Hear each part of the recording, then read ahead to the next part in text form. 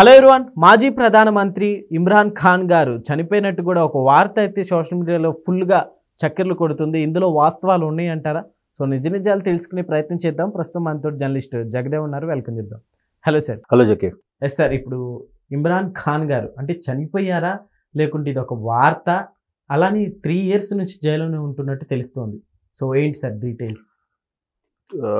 యాక్చువల్గా ఇది ఒక వైరల్ అవుతుంది. నిజంగా ఇమ్రాన్ ఖాన్ బతికున్నారో లేదో అనేది తెలియట్లేదు. ఈ వార్త ఇప్పుడు ఎందుకు ఇష్యూ అయిందంటే, నిన్ననో మొన్ననో ఆ ఇమ్రాన్ ఖాన్ యొక్క సోదరి అదే అక్క చెల్లెలు ఉంటారు కదా, వాళ్ళు 2-3 తర్వాత సానుభూతి పరులు కార్యకర్తలు ఎవరైతే ఉంటారో తెహ్రీక్ ఏ ఇల్హా అని ఏదో సంథింగ్ పార్టీ అయింది. ఆ కార్యకర్తలు కూడా హల్చల్ చేశారు. అసలు మా ఖాన్ భాయ్ ఎలా ఉన్నారు ఏంటి మాకు చూపించాలి అని. బట్ ఎప్పటికీ ధర్నాలాగా చేస్తే వాళ్ళని తిరిగి అటాక్ చేశారు కానీ చెప్పలే. సో వీళ్ళెందుకు వెళ్ళారంటే, ఇప్పుడు పాకిస్తాన్కి పక్కలో బల్యంలాగా ఒకవైపు ఆఫ్ఘనిస్తాన్ ఉంది, ఇంకోవైపు బలూచిస్తాన్ వాళ్ళు, సొంత దేశంలోనే బలూచిస్తాన్ వాళ్ళు ఎజిటేషన్ తీసుకొచ్చారు. మొన్న ఆ మధ్యన బ్లాస్ట్లు అటాక్లు చూసాం. ఈవెన్ మన ఆపరేషన్ సింధూర్ టైంలో కూడా బలూచిస్తాన్ వాళ్ళు, అయ్యా మాకు ఒక్క ర్యాకెట్ ఇవ్వండి, మేము ఇవి వెధవల మీద వేసి పడేస్తాం, మేము మీకు సపోర్ట్ ఇస్తున్నాం, మాకు సెపరేట్గా ఒక స్వతంత్ర దేశంగా మమ్మల్ని ప్రకటించండి చాలు, భారత్ మద్దతు కోరుకుంటున్నామని బలూచిస్తున్న వాళ్ళు స్వయంగా పెద్ద పెద్ద హోర్డింగ్లు కూడా పెట్టారు. బట్ భారత్ ఇది సందర్భం కాదు. నిజంగా వరకు లాంటి వాడు అయితే అంతర్కలహాలను మనం యూటిలైజ్ చేసుకోవచ్చు. బట్ భారత్ అలా చేయలే. మీ అంతర్గతంలో మీరు ఏదో తగలాడండి, మీ బాధ మీరు పడండి అన్నట్టుగా. సో ఇప్పుడు వాళ్ళు ఎక్స్లో పోస్ట్ చేశారు ఏంటంటే, పాక్ ఆర్మీ చీఫ్ ఎవరైతే ఉన్నాడో వాడు, ఐఎస్ఐ చీఫ్ వీళ్ళిద్దరూ కలిసి ప్లాన్ చేసి ఇమ్రాన్ ఖాన్ని చంపేశారు. చంపేమని ఆర్డర్స్ ఇచ్చారు కాబట్టి బయటికి రావట్లేదు. కనీసం చూపించాలి కదా, లేదంటే క్షేమంగా ఉన్నాను ఒక బులెటిన్ రిలీజ్ చేయాలి కదా. అనారోగ్య పరిస్థితులతో ఇబ్బంది. చిన్నవాడా, ఇప్పుడు 92లో వరల్డ్ కప్ వచ్చింది పాకిస్తాన్కి, ఒకసారి వచ్చింది, మళ్ళీ రాలే. అప్పుడు క్రికెట్లో అప్పుడు కెప్టెన్ ఆయన హయాంలోనే వరల్డ్ కప్ వచ్చింది. ఇమ్రాన్ ఖాన్ అంటే ఒక్కొక్క వెలిగాడు ఆ టైంలో ఆయన.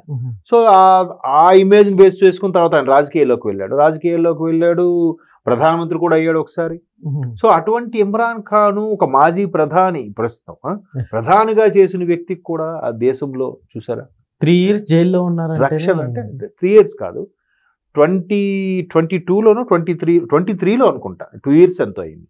23లో అరెస్ట్ అయ్యారు. అరెస్ట్ అయిన తర్వాత మొత్తానికి ఆ కేసు ఈ కేసు ఏదో ట్రస్ట్ మీద కేసు అని, తర్వాత పాకిస్తాన్ యొక్క సమాచారాన్ని విదేశాలకు అమ్మేస్తున్నాడని దేశద్రోహం కేసు, రకరకాలుగా పెట్టారు.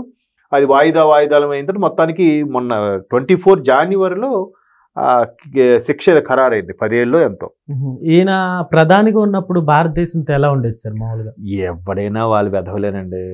వాళ్ళు ఎవరు ఈ ప్రధాని అయినా ఎవడు జనరల్ అయినా వాళ్ళ కాన్సెప్ట్ ఏంటంటే, అది చూసారా, ఒక రకమైన విద్వేషాలను రెచ్చగొట్టి దాన్ని క్యాష్ చేసుకోవడం, అదొక్కటే కాన్సెప్ట్. నిజంగా ప్రజలకు అది లేకపోయినా అది రెచ్చగొట్టే టైప్లో చేసుకుంటారు. మీకు ఒక సినిమాలో తనిఖీల భరణ్ గారి క్యారెక్టర్ ఉంటుంది. అన్నదమ్ములు ఇద్దరి మధ్య చిచ్చు పెడితే కదా ఇతను ఇంటి అల్లుడిగా ఇతను హ్యాపీగా ఉంటాడనే ఉద్దేశంలో కావాలని లేనిపోని కల్పిస్తూ ఉంటాడు. అలాగా ఈ అధికారులందరూ కూడా వాళ్ళు ఒక అధికార దర్పము, అక్కడున్న డబ్బుని బడ్జెట్ని శాలరీస్గా వాడుకొని రియల్ ఎస్టేట్ బిజినెస్లు చేసుకొని, వాళ్ళు మళ్ళీ దర్జాగా ఏ లండన్లో ఒక ఫ్లాట్ కొనుక్కుంటాడు, అమెరికాలో కొనుక్కుంటాడు, వాళ్ళ పిల్లల్ని అక్కడ చదివిస్తూ ఉంటాడు, ఏ దుబాయ్లోనో లండన్లోనో. వీడొక్కడే ఇక్కడ ఉంటాడు సిటిజన్షిప్తో. సో ఈ విధంగా అలా చేస్తేనే కదా ఈ అమాయక గొర్రెలందరూ ఫాలో అయిపోతుంటారు. సో అలాగా ప్రతి ఒక్కరు కూడా వాళ్ళకి అత్యంతగా ఫాలోయింగ్ రావాలంటే ఇండియాని తిట్టాలి, భారత్ని ఏదోటి అనాలి, భారత్ని విమర్శించండి, ఇది ఒక్కటే కాన్సెప్ట్. మీరు అది క్రికెటర్ అవనివ్వండి, సెలబ్రిటీ అవనివ్వండి, ఆఖరికి పొలిటీషియన్, ఎవడైనా సరే. చూడండి, మొన్న పాకిస్తాన్లో ఒక్క మ్యాచ్ గెలవలే వెధవలు, మళ్ళీ పైపెచ్చు ఇలాగని మనల్ని రెచ్చగొట్టడం. లాభం ఏమొచ్చింది? ఒక్క మ్యాచ్ అని గెలిచారా? మనం కదా ఫైనల్గా జెండా ఎగరేసింది కదా, అది వాళ్ళ రేంజ్. మొన్న మహిళల దానికి సంబంధించి కూడా అలాగే ఒక్కదాన్ని కూడా గెలవలేకపోయారట. వాళ్ళు కూడా అంటే వీళ్ళు ఓడిపోతున్నాం, మన కంట్రీ వెళ్తే మనల్ని సావగొడతారు అనుకొని భయంకి ముందుగానే చూసారు, మేము ఓడిపోయినా కూడా మేము వాళ్ళని భలే రెచ్చగొట్టాం, భలే ఏడిపించామని చెప్పి అక్కడ ప్రజలందరి దృష్టిని మరల్చడానికి ఈ విధమైన కామెంట్స్, ఈ విధమైన ట్రోల్స్ చేస్తూ ఉంటారు.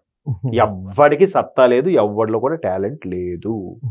ఎందుకు పోనీ ఒక ఇండియాతో మ్యాచ్లు ఆడపోతలేదు, మిగతా దేశాలతో మ్యాచ్లు ఏమైనా ఆడగలుగుతున్నారా వాళ్ళు? లిటరల్లీ శ్రీలంక వాళ్ళు, ఆస్ట్రేలియా వాళ్ళు అయితే మేము పాకిస్తాన్ దేశానికి వెళ్ళము.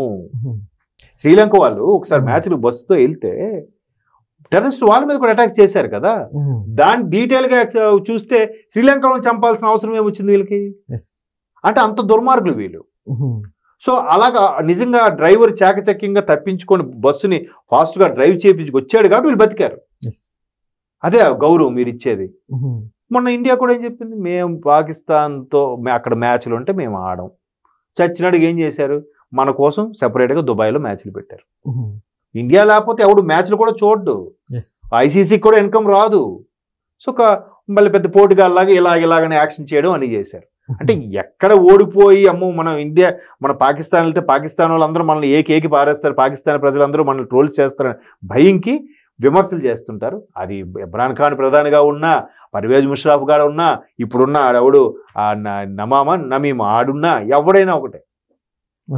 సో వాళ్ళ నేచరే అంత, ఎంతసేపు భారత్ మీద విమర్శిస్తూ పబ్బం గడుపుకోవడమే. సార్ ఇప్పుడు ఇమ్రాన్ ఖాన్ ని అంటే అధికారులు ఉన్న వ్యక్తిని ఇలా చంపడానికి అంటే చంపేంత అంత కోపం ఎవరికి ఉంటుంది అంటారు? రాజకీయాలండి, రాజకీయాలు అంటారు. అప్పట్లో నేను చిన్నప్పుడు చదువుకున్న జనరల్ పర్వేజ్ ముషర్రాఫ్ అని ఉండేవాడు. ఆయన మొత్తం ఆర్మీ మొత్తటికి కాకుండా త్రివిధ దళాలకి వాడే చీఫ్ అనమాట. జనరల్ గా మనకి ఎలా ఉంటుందంటే ఆర్మీకి ఒక చీఫ్, నేవీకి ఒక చీఫ్, ఎయిర్ ఫోర్స్కి ఒక చీఫ్ ఉంటారు. రీసెంట్ గా బీజేపీ ప్రభుత్వం వచ్చిన తర్వాత రెండోసారి ప్రభుత్వం వచ్చాక త్రివిధ దళాలకు కూడా అధిపతి రాష్ట్రపతిగానే ఉండేవారు మన దగ్గర, మన రాజ్యాంగం ప్రకారం.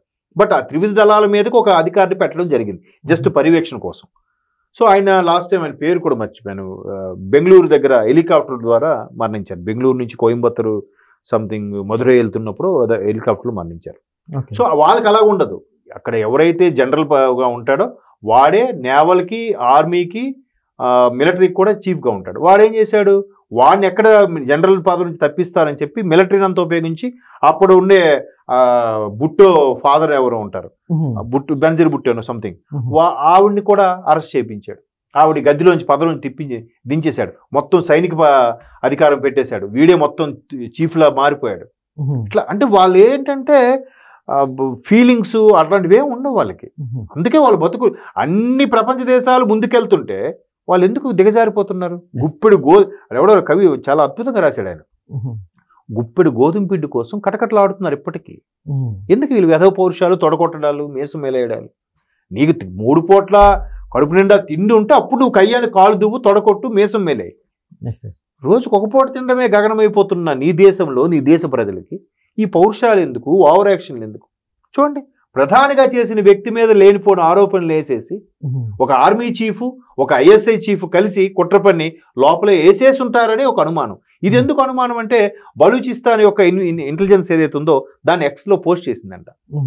మాజీ ప్రధానికి పట్టిన గతి ఇది, ఆయన్ని ఇప్పటికే లేపేశారు అని. అంటే 23లో ఇప్పుడు అరెస్ట్ అయ్యాడు, మధ్యలో వాయిదాలు అవి అయినా జనవరి 20, 2024 అంటే సరిగ్గా 1.5 year అయింది ఆయన జైలుకి వెళ్ళి. ఈలోగా ఆయన ఆచూకీ లేదంట, ఇప్పుడు ములాఖాత్ ఉంటుంది కలవడానికి, అవి ఏమి లేవంట. సో బలూచిస్తాన్ డిక్లేర్ చేసింది కాబట్టి ఇక పాక్ ఆర్మీ ఎక్కడ డిక్లేర్ చేయలేదు, పాక్ ప్రభుత్వం డిక్లేర్ చేయలేదు. మేబీ చంపేసి ఉండొచ్చు. అంటే వాళ్ళకి అటువంటి మానవతా విలువలు అని చెప్తున్నారు కదా. మొన్న పెహల్గాంలో ఏం జరిగింది, మరీ బట్టలు కూడా తీసి మరి మర్మావయాలు షూట్ అంత పైశాచికంగా బిహేవ్ చేసే క్రూరాతి క్రూరమైన నికృష్టులు వాళ్ళు. కాబట్టి అదంతే. Okay sir, thank you.